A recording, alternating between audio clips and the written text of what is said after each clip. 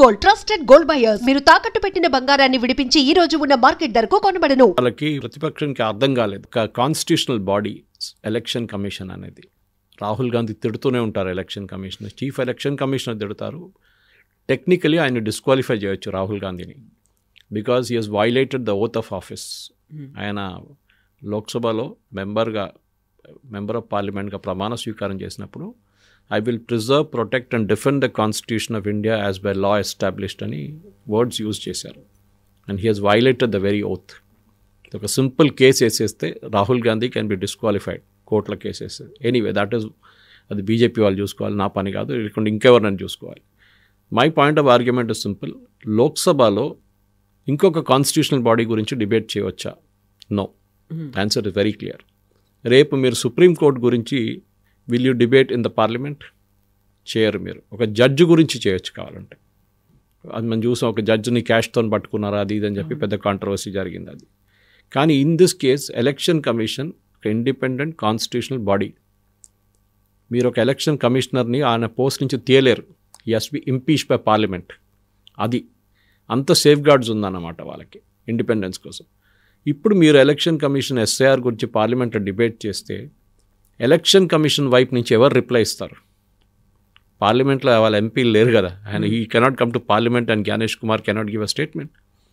Minister ఉన్నారా? Election commissioner incharge minister ఉన్నారా? లేరు. There's no such minister. Independent body అది. ఇంత ఆరోపణలు చేసిన తర్వాత ఎవరైనా రిప్లై చేయాలి కదా దానికి. రిప్లై ఎవరు చేస్తారు? సో స్పీకర్ గారు నిన్న బిజినెస్ అడ్వైజరీ కౌన్సిల్ మీటింగ్లో చెప్పారు, దీన్ని ఇక్కడ డిస్కస్ చేయకూడదు. బికాస్ మీకు ప్రాబ్లం ఉంటే మీకు కోర్టుకి వెళ్ళండి, మీరు ఎక్కడైనా వెళ్ళండి, బయట వెళ్ళి మాట్లాడుకోండి. ఇక్కడ inside parliament it cannot be discussed. Same with Rajya Sabha also. కానీ రాజ్యసభలో అక్కడక్కడ స్టేట్మెంట్లు చేసుకున్నారు వీళ్ళు. And best part was Mamata Banerjee మొన్నదాకా ఏం చెప్పిందంటే, నేను అసలు ఇక్కడ ఎస్ఐఆర్ని అసలు నేను ఇక్కడ రానియను, స్టేట్ లోపలికి అని చెప్పిన అడుగుపెట్టినను, అసలు దీన్ని ఇంప్లిమెంట్ చేయని అని చెప్పింది మనిషి. నిన్న Abhishek Banerjee her nephew makes a statement in Rajya Sabha, మేము ఎస్ఐఆర్కి వ్యతిరేకం కాదు, ద ప్రాసెస్ని మేము వ్యతిరేకిస్తున్నాం, మీరు చాలా రష్ చేసేస్తున్నారని. కవిత గారు 7 కోట్లు 66 లక్షల ఫామ్స్ డిస్ట్రిబ్యూట్ చేశారు వెస్ట్ బెంగాల్లో. దాంట్లో 7 కోట్ల 22 లక్షల ఫామ్స్ వచ్చేసినాయి. 95.19 forms have come 3 days before the original deadline. Original deadline 4th ఉండే, ఇప్పుడు 11th ఎక్స్టెండ్ చేశారు. ఆలోచించండి, 95% ఫామ్స్ వచ్చేసినాయి. వీళ్ళేమంటున్నా మీరు పుష్ చేస్తున్నారని. ఇదే ప్రాసెస్ బీహార్లో జరిగింది కదా. సుప్రీంకోర్టు అదే అడిగారు, మొన్న కూడా కేసులు అడిగారు. ఎస్ఐఆర్ కేసు వచ్చినప్పుడు అక్కడ 64 లక్షల మంది తీసేసినప్పుడు వీరందరూ వచ్చారు, 64 లక్షల మంది తీసేశారు అది ఇది అని చెప్పేసి పెద్ద గొడవ చేశారు. కపిల్ సిబ్బల్, అభిషేక్ మను సింఘ్వి. సుప్రీంకోర్టు ఏం చెప్పారు అప్పుడు? సరే 64 లక్షల మంది మీరు అంటున్నారు అక్కడ ఉన్నారు, ఒక పని చేద్దాం, అన్ని బిఎల్ఓ ఆఫీసెస్లో, అన్ని బిఎల్ఓ అంటే ప్రతి బూత్లో 1000 మంది నుంచి 1200 మంది ఉంటారు. ఆ బూత్లో అక్కడ ఒక లిస్ట్ మీరు అంటించండి, గోడ మీద ఎక్కడైనా కానివ్వండి, బోర్డుల మీద అంటించి ఆ పక్కనున్న పొలిటికల్ పార్టీస్కి హ్యాండ్ ఓవర్ చేయండి లిస్ట్ అంతా. బీహార్లో 12 రికగ్నైజ్ పొలిటికల్ పార్టీస్ ఉన్నారు, 12 పార్టీస్కి ఇచ్చారు. ప్రతి పోలింగ్ బూత్ ఏం చెప్పారు? 64 లక్షల మంది తీసేసిన లిస్ట్ ఇది, మీ బూత్లో ఇంతమందిని తీసేశారు, మీరు వీళ్ళుంటే వీళ్ళని తీసుకురండి, మేము ఇమీడియట్లీ వాళ్ళతో మాట్లాడి డిటర్మైన్ చేసి ఎస్ జెన్యున్ అంటే వాళ్ళకి మీకు ఓటర్ ఐడి ఇస్తాం వాళ్ళకి. 64 లక్షల్లో ఒక్క పొలిటికల్ పార్టీ కూడా ఎక్సెప్ట్ ఫర్ సిపిఐఎంఎల్ మావోయిస్ట్ వాళ్ళొక్కటే పక్కన పెడితే, లిబరేషన్ పార్టీ పక్కన పెడితే మిగతా ఎవ్వరు ఇంక్లూడింగ్ కాంగ్రెస్ ఒక్కరిని కూడా తీసుకురాలని చెప్పి సుప్రీంకోర్టు చెప్పారు మొన్న. అంటే లేరు వాళ్ళు. 64 లక్షల మంది చనిపోయిన వాళ్ళు ఉన్నారు, డూప్లికేట్ ఓటర్స్ ఉన్నారు, అది కాకుండా పర్మనెంట్లీ మైగ్రేటెడ్ ఓటర్స్ ఉన్నారు. వీళ్ళు ఎట్లా డిటర్మైన్ చేశారని దీని ప్రొసీజర్ ముందు కూడా ఎక్స్ప్లెయిన్ చేశాను. ఇంకొకటి చెప్తాను నేను కావాలంటే. చనిపోయిన వాళ్ళ రికార్డ్ స్టేట్ గవర్నమెంట్ దగ్గర ఉంటుంది, డెత్ సర్టిఫికేట్తో సహా ఒక డేటాబేస్లో అప్లోడ్ చేస్తారు. ఆ డేటాబేస్ సెంట్రల్ గవర్నమెంట్ కూడా యాక్సెస్ ఉంటుంది. ఎలక్షన్ కమిషన్ అది తీసుకొని అక్కడ ఆల్మోస్ట్ 16 నుంచి 18 లక్షల మంది, I don't remember the exact number, somewhere in that range చనిపోయిన వాళ్ళు ఉన్నారు, తీసేశారు. డూప్లికేట్ చాలా ఈజీ, పేర్లతో సహా గోపాల్ రావు అని ఇక్కడ ఆంధ్రాలో తెలంగాణలో పెడితే రావు గోపాల్ అని పెడతాడు ఇంకోటి. కానీ అమ్మ నాన్నగారి పేరు కూడా దాంతో సహా మ్యాచ్ అవుతుంది, ఎక్కడో మ్యాచ్ అయిపోతుంది, అడ్రస్తో మ్యాచ్ అయిపోతుంది, దాన్ని డూప్లికేట్ అని తీసేస్తారు. ఫస్ట్ చెక్ చేస్తారు, ఎస్ ఇట్స్ అ డూప్లికేట్, తీసేస్తారు వాళ్ళు. మూడోది పర్మనెంట్లీ మైగ్రేటెడ్. మీరు అడగొచ్చు ఎట్లా తెలుసు మరి పర్మనెంట్లీ మైగ్రేట్ అయ్యారని. నేను ఒక ఇంటికి వెళ్ళాను సెన్సస్ కోసం. సో 2011 సెన్సస్ తీసుకున్నారు. 2011 సెన్సస్లో బీహార్లో జరిగిన సెన్సస్ చాలామంది ఆల్మోస్ట్ 30 లక్షల మంది దాకా బీహార్ నుంచి బయటికి వెళ్ళిపోయారు పర్మనెంట్లీ. వాళ్ళు లేరు ఆ ఇంట్లో ఇప్పుడు. సో అక్కడ సెన్సస్కి వెళ్ళినప్పుడు జస్ట్ రిమెంబర్ SIR కాదు, సెన్సస్లో. సో సెన్సస్లో ఇది ఉంది డీటెయిల్స్. సో వాళ్ళు అది మ్యాచ్ చేసుకున్నారు. సో ఒరిజినల్ చనిపోయిన వాళ్ళ list, duplicate voters election commission data మీద, మూడోదేమో permanently migrated from census 2011. Actually 2021లో జరగాలండే, కానీ కోవిడ్ వచ్చిందని చెప్పి ఇట్ డెంట్ హ్యాపెన్. మనకు అందరూ తెలిసింది ఆ టైంలో. ఇప్పుడు జరగబోతుంది ఇంకొక 6 నెలల తర్వాత. Process starting. ఇక్కడ ట్రైనింగ్ ఆల్రెడీ మొదలైపోయింది తెలంగాణలో అంతా దానికోసం. ఇది జరిగింది. సో దాంతో 64 లక్షల మంది తీసేశారు. అది దాని మీదే ఇప్పుడు ఇంత గొడవ చేస్తున్నారు. బీహార్లో తీసేశారు. సుప్రీంకోర్టు అడిగిన అదే క్వశ్చన్కి మీరు ఎందుకు జవాబు ఇవ్వట్లేదు? మీరు చెప్తున్నా తీసేశారని, okay we'll agree with you. మళ్ళీ మీరు ఏం చేశారు? వాళ్ళని తీసుకొచ్చారా? లేదు. సెకండ్, పేదోళ్ళని తీసేశారు, దళితుల్ని తీసేశారు. ఎక్కడైనా ఎలక్ట్రల్ రోల్లో పేదోళ్ళు దళితులని రాసి ఉంటుందా? ముస్లిమ్స్ అంటే మన అర్థం వీ కెన్ స్టిల్ అండర్స్టాండ్, పేరుతో బట్టి వీ కెన్ అండర్స్టాండ్. బట్ ఎట్లా తీస్తారు? తీస్తే వాళ్ళు ఊరుకుంటారా?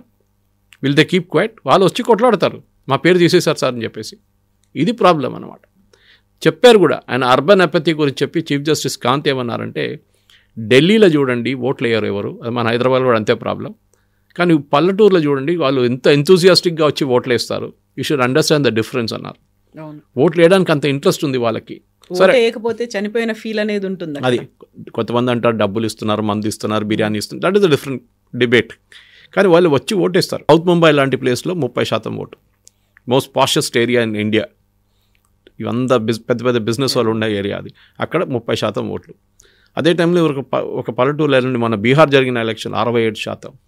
This is what it's all about. So duplicate ఓటర్స్ని ఒకసారి తీసిన తర్వాత పర్సంటేజ్ పెరుగుతుంది.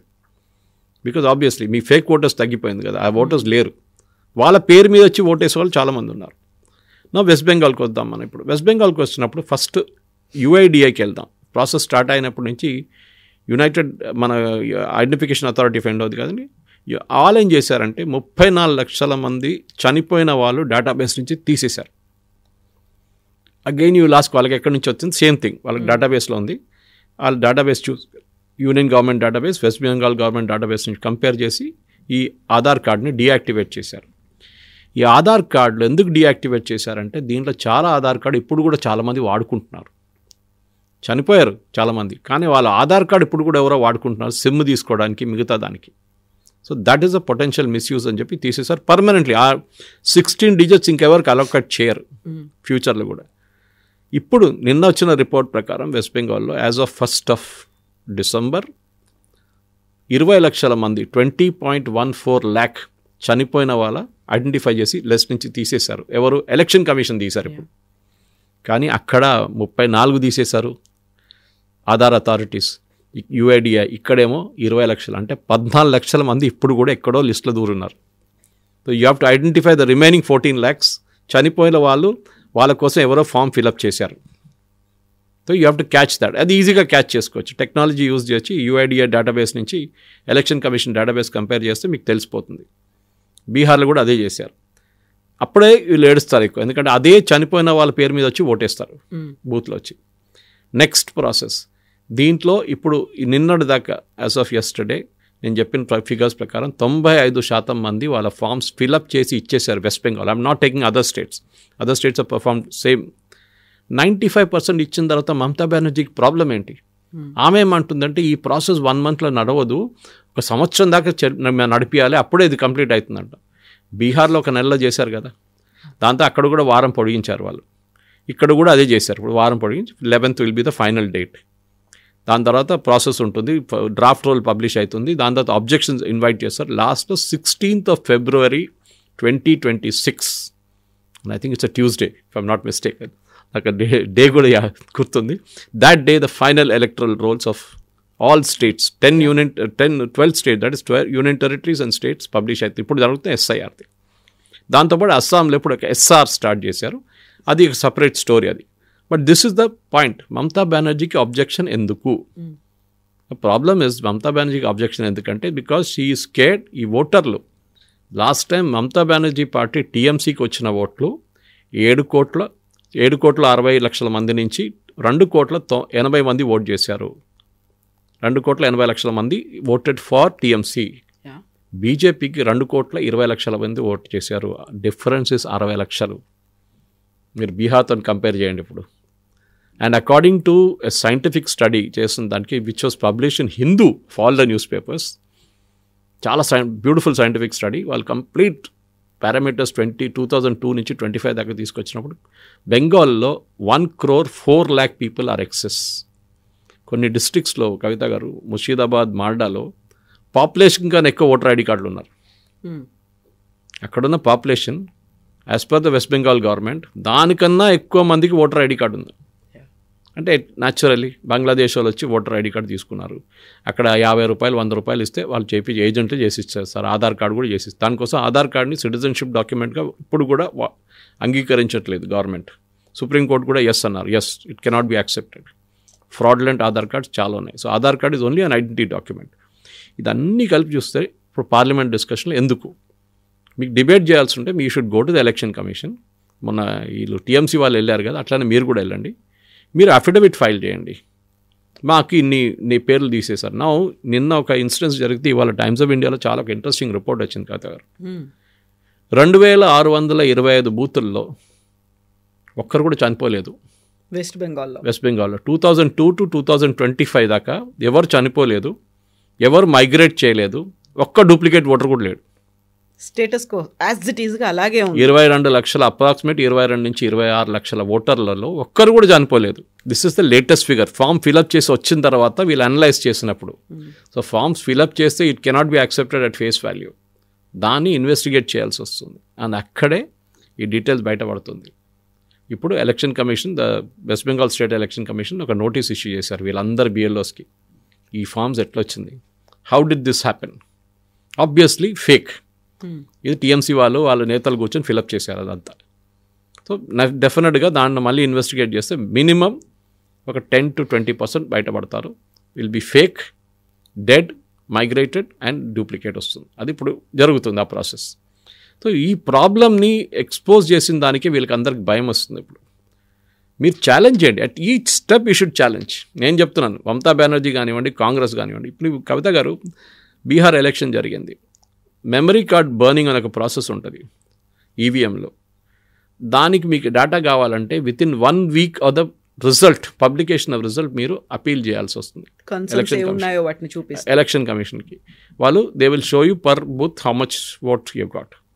చేయలేదు ఇప్పుడు దాకా, ఒక్కరు కూడా చేయలేదు. 2,680 క్యాండిడేట్స్లో రికగ్నైజ్ పొలిటికల్ పార్టీస్ నుంచి 12 రికగ్నైజ్ పొలిటికల్ పార్టీ ఒక్కరు కూడా ఇవాళ దాకా ఫైల్ చేయలేదు. ఎందుకంటే హూ కెన్ ఫైల్ అనే డెఫినేషన్ కూడా ఉంది. గెలిచినోడు ఫైల్ చేయరు. అప్పుడు the fellow who has won or lady who has won will not file anything. 2 and 3 వచ్చిన candidates, runner up and the next one, వాళ్ళు ఫైల్ చేయొచ్చు, అందరు కాదు. అక్కడ 15 క్యాండిడేట్ని 15 మంది ఫైల్ చేయలేరు. ఒకటి రికగ్నైజ్ పొలిటికల్ పార్టీ, సెకండ్ అక్కడున్న సెకండ్ అండ్ థర్డ్ క్యాండిడేట్, ఒకసారి ఇండిపెండెంట్ కూడా ఉండొచ్చు, they can also file it, no problem. వాళ్ళు ఫైల్ చేస్తేనే ఇది ఓపెన్ చేసి then the process will start. అది కాకుండా వీవీప్యాట్ 1200 బూత్లలో వీవీప్యాట్ కౌంట్ చేశారు as per rule, supreme court rule. ఒక్క దాంట్లో కూడా రాంగ్ ఫిగర్ రాలేదు. ఈవీఎంలో ఉన్న అన్ని ఓట్లే వీవీప్యాట్తో టాలీ అయింది. ఈ అన్ని ప్రాసెస్లో ఎలక్షన్ ఏజెంట్లు ఉంటారు. ఆ పార్టీ ఎలక్షన్ ఏజెన్సీ పిలిచి చేస్తారు ఈ వీవీప్యాట్ కౌంటింగ్. అదే రోజు చేస్తారు. As soon as the final Tally is over, అప్పుడే కౌంట్ చేస్తారు అనమాట వీవీప్యాట్ చెక్ చేయడానికి. టాలీ అయిపోయింది. ఇప్పుడు ప్రాబ్లం ఏంటి? రాహుల్ గాంధీ గారు అంటారు ఓట్ చోరీ. సరే, no problem, you go to court. అదే ప్రాసెస్ కదా. 45 రోజుల లోపల the losing candidate has to file a petition in the court saying that అవకతవకలు జరిగినాయి, పోస్టల్ బ్యాలెట్ ఓట్ కౌంట్ చేయలేదు, కౌంట్ చేశారు, నంబర్లు ఎక్కువైనాయి, నంబర్ తక్కువైనాయి, ఏ ఆరోపణ అయినా మీరు చేయొచ్చు. ఈవీఎంలో ఏదో అది చేశారు, ఈవీఎంలో అది చేశారు. ముందు ఈవీఎంలో ఉండే రాహుల్ గాంధీది ఫేవరెట్, ఇప్పుడు అది లేదు. ఇప్పుడు సుప్రీంకోర్టు ఒకసారి మంచి క్లాస్ తీసుకున్నారు ఆయన, దాని తర్వాత ఆయన ఈవీఎం గురించి మాట్లాడలేదు. So this is the problem. Crux of the issue is this. ఇది పార్లమెంట్లో డిస్కస్ చేయడానికి మీకు అథారిటీ లేదు. You can generally discuss poll violence, దాని గురించి దీని గురించి అంతా.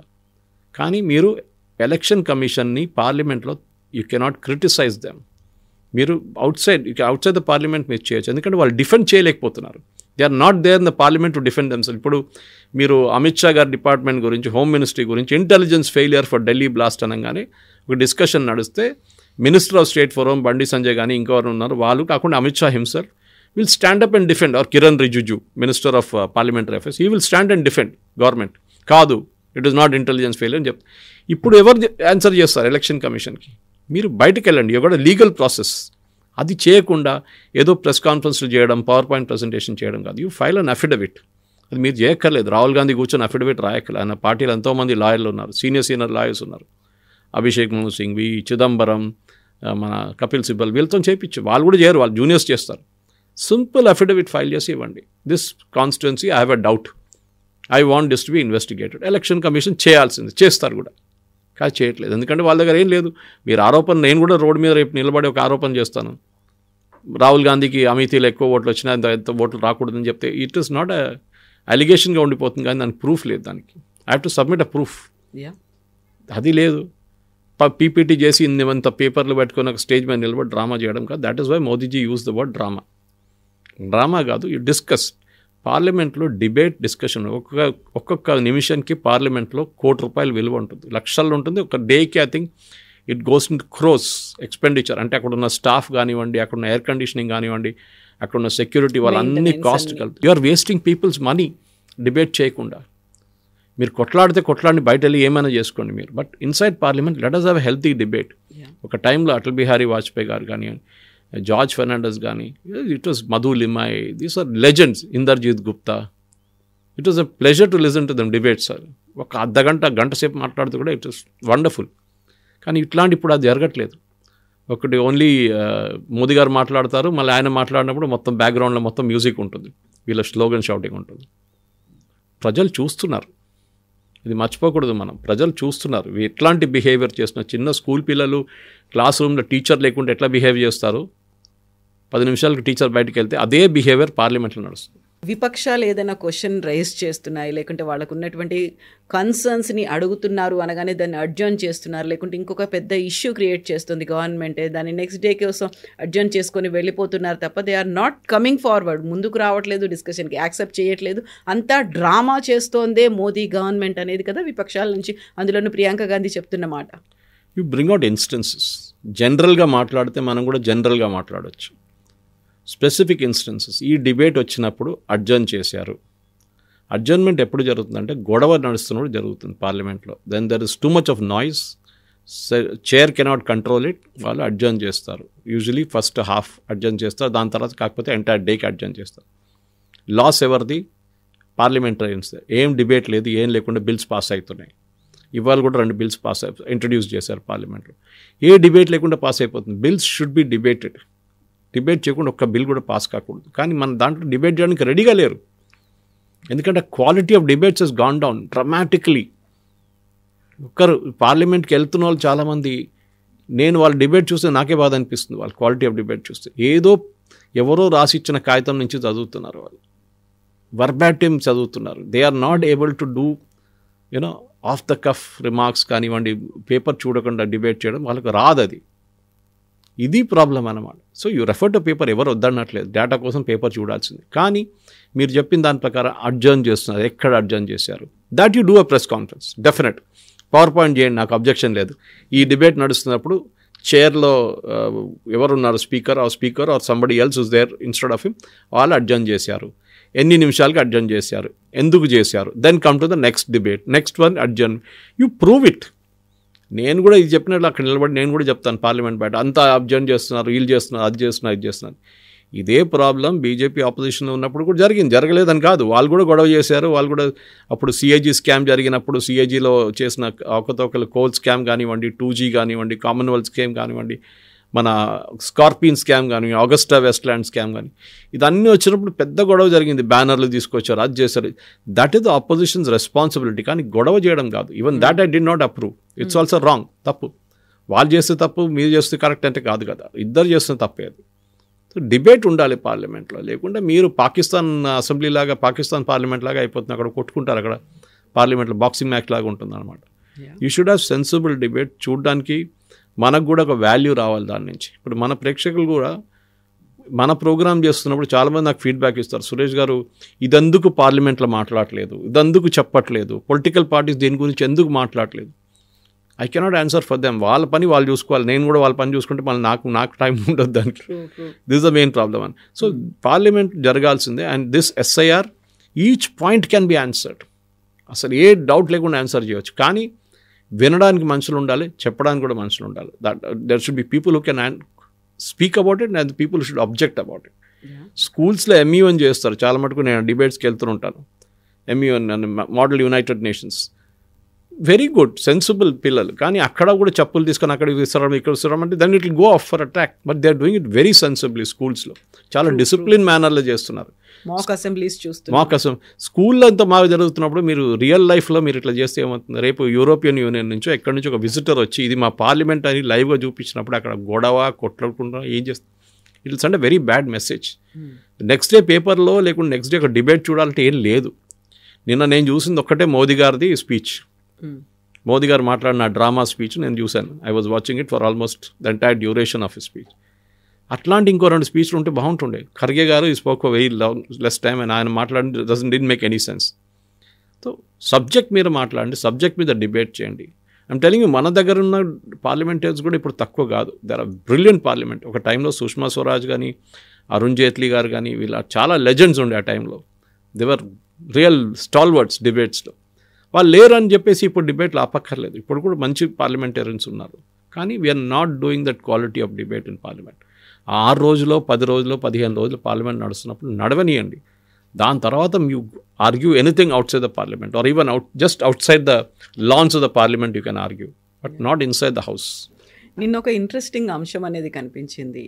కాంగ్రెస్ ఎంపీ రేణుకా చౌదరి ఒక పెట్ డాగ్ను తీసుకొని వచ్చారు. అక్కడ అబ్జెక్ట్ చేశారు, దాన్ని లోపలికి అలో చేయలేదు అంటే షీ సెడ్ సంథింగ్, ఒక స్ట్రాంగ్ స్టేట్మెంట్ అనేది. అరిచేవాళ్ళు కరిచేవాళ్ళు అందరూ లోపలున్నారు, బట్ దే ఆర్ అబ్జెక్టింగ్. ఒక పెట్ డాగ్ని తీసుకొస్తా అంటే మాత్రం అబ్జెక్ట్ చేస్తున్నారు అనేమాట. She claimed it is a stray dog, not a pet dog. అక్కడ రోడ్ మీద కనిపిస్తుంది, దాన్ని తీసుకొచ్చారంట. స్టేట్మెంట్ చేయడం రేణుకా చౌదరి హిస్టరీ తీస్తే నాదేళ్ల భాస్కర్ రావు టైం నుంచి తీయాల్సి వస్తుంది. సెక్రటరీలు చేసిన గొడవ, దాని తర్వాత ఖమ్మంలో ఆమెని క్యాండిడేట్గా అనౌన్స్ చేసినప్పుడు నాకు ఇప్పుడు కూడా గుర్తుంది. I was there at that time. అప్పుడు ఆమె మొత్తం ఫ్లెక్స్ అంతా చింపేసి అక్కడ జరిగిన గొడవ అంతా మనకు తెలిసిందే. Renuka Chowdhury is got a loose tongue. అది మనం లేదని చెప్పి ఆమె మాట్లాడడం స్టైల్ అట్లనే, we can't help it. She speaks like that. దీనికన్నా ముందు కూడా చాలా ఇన్స్టెన్సెస్లో చూసాం మనం. శూర్పణఖ గురించి మోదీ గారు మాట్లాడినప్పుడు కానీ అంత దట్ ఆల్ విల్ హ్యాపెన్. కానీ ఎస్, పార్లమెంటేరియన్స్ని హోల్సేల్గా మీరు ఇన్సల్ట్ చేస్తున్నారు. Everybody inside the parliament is biting అంటున్నారు. అది మీ పార్టీ వాళ్ళు, మీ పార్టీ లీడర్ రాహుల్ గాంధీ ఉన్నారు, మోదీ గారు ఉన్నారు, అందరూ ఉన్నారు ఆ లిస్ట్లో. So you are generally insulting. And మీరు బైట్ చేయట్లేదు, మిగతా అందరూ బైట్ చేస్తున్నారు. That is the logic you are bringing to the table. అది it was a side fun. ఎందుకంటే పార్లమెంట్లో ఏం జరగట్లేదు కదా. Some way maybe she signifying to the supreme court that there are still stray dogs in Delhi. ఇంకా stray dogs ఉన్నారు, మనం supreme court ఏమో వీళ్ళని అందరినీ తీసేయమని చెప్పారు స్ట్రే డాగ్స్ని. కానీ the Delhi government is not able to do it అని చూపిస్తుంది. బహుశా అదే ఉండొచ్చు. But this is basically to draw attention అంట. ఎందుకంటే పార్లమెంట్లో ఆ రోజు రేణుకా చౌదరి గారు నేను చూపించి కుక్కను తీసుకురాకపోతే ఆమెను ఎవరు అడగకపోతుండే. నొబ్బడి కూడా ఆస్ట్ అబౌట్ హర్. పేపర్లో కూడా లేదు, టీవీలో లేదు, ఎక్కడ లేదు ఆమె. ఎందుకంటే ఆమెకు స్పీచ్ టైం లేదు, ఏం లేదు అక్కడ. ఆమె పార్టీ కూడా అప్పుడు నామినేట్ చేయట్లేదు ఆమెను స్పీచెస్ కోసం, డిబేట్స్. సో న్యాచురలీ ఇట్లాంటి కాంట్రవర్షియల్ స్టేట్మెంట్ చేస్తే న్యూస్లో ఉంటాం మనం. ఒకరోజు కుక్కని తీసుకొచ్చి న్యూస్లో, రేపు ఇంకా ఏమైనా తీసుకొస్తారో, పులిని తీసుకొస్తారో కూడా తెలియదు. రేపు అది కూడా చేయొచ్చు. చేసి that will become a big news in parliament. But again the level of debate చాలా పడిపోయింది కవిత గారు. ఇట్ ఇస్ నాకు I use to love Lok Sabha debates, especially Lok Sabha. Rajya Sabha కొంచెం డల్ ఉంటుంది ఎప్పుడు, కానీ Lok Sabha use be brilliant. But ఇప్పుడు అసలు చూస్తేనే అసలు 5 నిమిషాలు 10 నిమిషాలు చూస్తేనే ముందు it was running joke during the earlier days of parliament. Sunset TV launch చేసినప్పుడు రాత్రి నిద్ర రాకపోతే ఒకసారి లోక్సభ టీవీ చూడు, మంచి నిద్ర వస్తుందంటారు చాలామంది. That was the running joke అన్నమాట.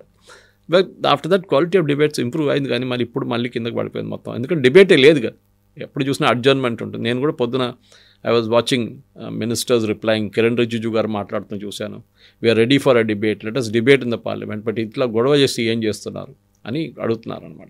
The strategy is very simple.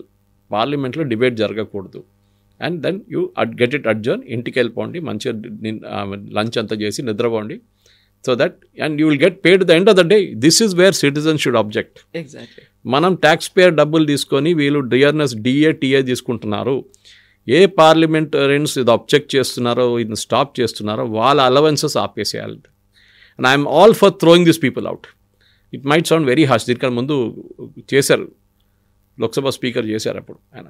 So అది చేసిన దానికి ఇట్ వాస్ అప్పుడు అందరు అబ్జెక్ట్ చేశారు, ఈయన ఇట్లా చేస్తున్నారు, ఈజ్ అ డిక్టేటర్, మార్షల్స్తో బయటికి పంపించింది.